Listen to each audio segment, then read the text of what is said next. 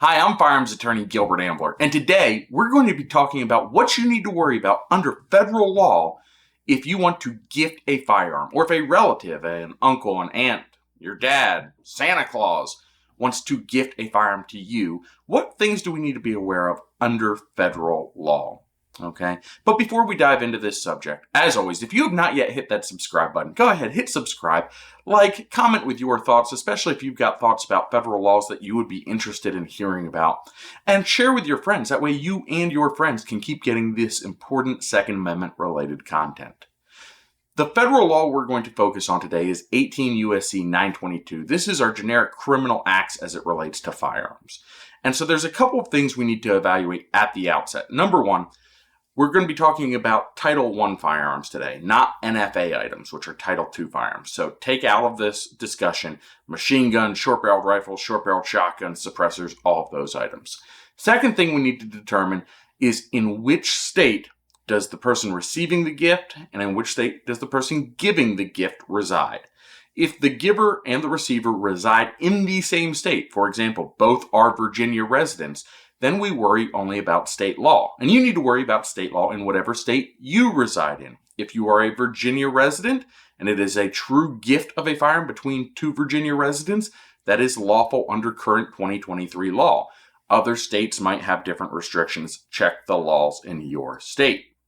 Finally, at the outset, we need to worry and make sure that the person receiving the firearm has no prohibitions on their possession. Now, you might not know for a fact whether they have a prohibition on their possession. The legal question is, did you have a reason to know? For example, if you know that the person you're gifting a firearm to is a felon, has been convicted of a felony, or if you know that they enjoy unlawful and controlled substances, including marijuana, on a regular basis, if you know that they have been dishonorably discharged or suffered an involuntary mental health commitment, these are all reasons that they would be prohibited from possessing a firearm. And if you know that, you of course can't give them a firearm. However, if none of those apply and you're in a state where it's legal between two residents of the same state, then the analysis ends, nothing further. Where it gets complicated is when we've got residents of different states. In this scenario, let's talk about dad who lives in Pennsylvania and wants to gift a firearm to daughter who lives in Virginia. Here we've got to worry about federal law, and there's a couple provisions of 922 that we need to worry about. 922A3 is going to apply to the receiver because 922A3 makes it generally unlawful to receive a firearm in your state of residence that was acquired outside your state of residence. Okay, now there are a couple exceptions to this. One of the exceptions is if you are receiving a firearm that is being passed on via a will or passed on via an intestate statute, which is what controls the distribution of someone's estate if they die without a will. So if someone dies and a firearm is left to you, there's an exception under federal law where you could receive that from out of state. There is also an exception if you want to gift yourself a certain type of firearm. We'll talk about that in just a minute.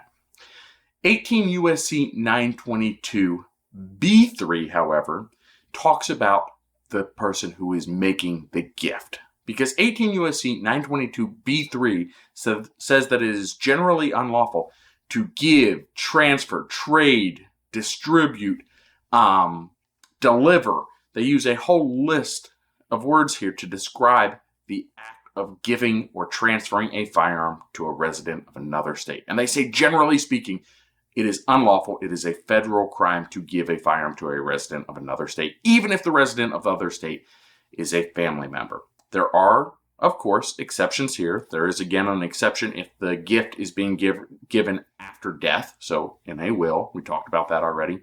There's also an exception if you are loaning the firearm for a temporary lawful sporting purpose. So if Pennsylvania resident wants to loan a rifle to his daughter that lives in Virginia so that she can go to the range with it or go hunting or go target shooting, that would probably constitute a temporary lawful sporting purpose. What you can't do is you can't give her a shotgun for home defense and leave it at her house in Virginia, because that is not a temporary gift for a lawful sporting purpose. That is a permanent gift if you're leaving it there. And obviously we're not talking about a lawful sporting purpose. We're talking about home defense at that point. So you need to be aware that there is generally a restriction. So how do you get around this restriction? If you're dad in Pennsylvania, how do you gift a firearm to your daughter in Pennsylvania? Unfortunately, you have to go through a gun store.